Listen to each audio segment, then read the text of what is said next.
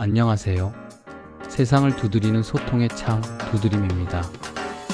오늘 함께 나눌 이야기는 한국말 중에서 가장 따뜻하면서도 외국인들이 듣기엔 가장 헷갈리는 단어, 바로 우리입니다. 우리 남편이, 우리 마누라가. 한국 사람들은 습관적으로 내 배우자를 부를 때 우리를 붙입니다. 외국인 친구가 이 말을 들으면 깜짝 놀랍니다. What? Our husband? 우리가 남편을 공유한다고? 라면서 말이죠. 내 집도 우리 집, 내 나라도 우리 나라, 심지어 내 엄마도 형제끼리 대화할 때 우리 엄마라고 합니다. 도대체 한국인은 왜 나 대신 우리를 입에 달고 살까요? 단순한 말실수일까요? 아니면 그 속에 특별한 비밀이 숨어 있을까요? 오늘 다드림에서 그 한국인의 독특한 우리 문화를 파헤쳐 드립니다. 영어권 문화에서는 나와 너의 경계가 아주 명확합니다. 내 소유물, 내 가족, 내 생각은 철저히 my로 표현되죠. my house, my mother, my wife. 개인의 소유권과 영역이 무엇보다 중요하기 때문입니다. 하지만 한국 문화는 조금 다릅니다.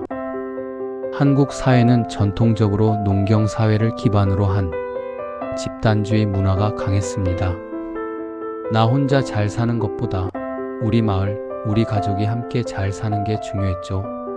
그래서 나라는 개인보다는 내가 속한 울타리를 더 강조하게 된 겁니다. 여기서 우리는 소유권을 의미하는 게 아닙니다. 바로 관계와 친밀감을 뜻합니다. 한국인이 우리 남편이라고 말할 때 그건 나와 당신이 공유하는 남편이라는 뜻이 절대 아닙니다. 내가 속한 가족 공동체의 남편, 혹은 나와 아주 가까운 관계인 남편이라는 뜻이 담겨 있습니다. 상대방을 내 울타리 안으로 끌어들여 너와 나는 남이 아니다라는 정서적 유대감을 표현하는 것이죠. 심지어 혼자 사는 자취생도 친구를 초대할 때 우리 집에 놀러와라고 말합니다. 집주인은 나 혼자지만 그 공간을 친구와 심리적으로 공유하고 싶다는 한국인 특유의 정이 담긴 표현인 것입니다. 하지만 요즘은 한국 사회도 많이 변하고 있습니다.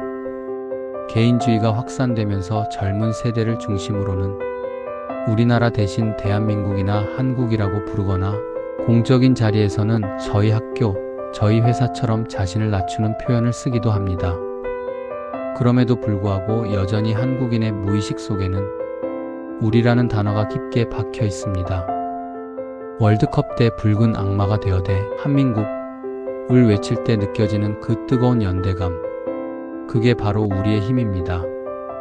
우리라는 단어는 단순히 복수형 대명사가 아닙니다. 너와 내가 별개의 존재가 아니라 거미줄처럼 촘촘히 연결된 운명 공동체임을 확인하는 마법의 주문입니다. 상대방에게 우리 밥 한번 먹자라고 말할 때 그건 단순한 식사 제안이 아닙니다. 당신과 정을 나누고 싶습니다라는 따뜻한 초대입니다. 오늘 두드림에서는 한국인의 우리 문화에 대해 알아봤습니다. 혹시 주변에 한국어가 서툰 다문화 이웃이나 외국인 친구가 있다면 오늘 이 우리의 뜻을 한번 설명해 주는 건 어떨까요? 너와 나는 우리야 라고 말하면서요. 세상의 모든 문화가 서로의 다름을 이해하고 진정한 우리가 되는 그날까지 두드림은 계속해서 여러분의 마음을 두드리겠습니다. 오늘 영상이 좋으셨다면 구독과 좋아요, 알림 설정까지. 우리 꼭 다시 만나요. 안녕.